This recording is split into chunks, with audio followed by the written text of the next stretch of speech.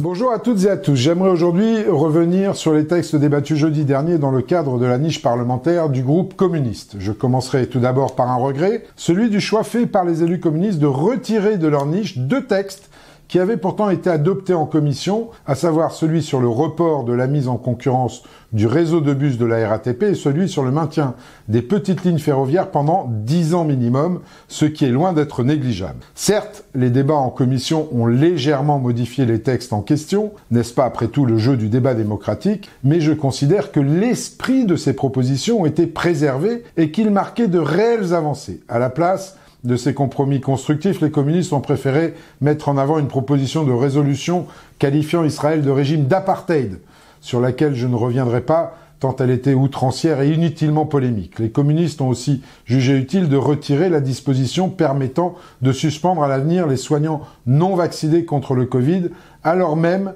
que ceux-ci sont en cours de réintégration. Texte au relent anti-vax et anti-science, d'ailleurs adopté avec l'aide du RN et des socialistes, les mêmes qui prônaient la vaccination obligatoire pour tous il y a 18 mois. Cherchez la cohérence. Et comme si cela ne suffisait pas, les communistes ont aussi, grâce au RN, fait voter une loi revenant à placer EDF sous administration quasi-bolivarienne, alors même que le gouvernement a déjà enclenché le processus de renationalisation du groupe. Au final, entre des textes constructifs et co-construits et des sujets inutilement conflictuels, les communistes ont fait le choix de privilégier les seconds. Alors oui, ils ont réussi à mettre la majorité en minorité grâce à l'aide de l'extrême droite et ont fait de jolis coups médiatiques, mais où est l'intérêt général là-dedans ?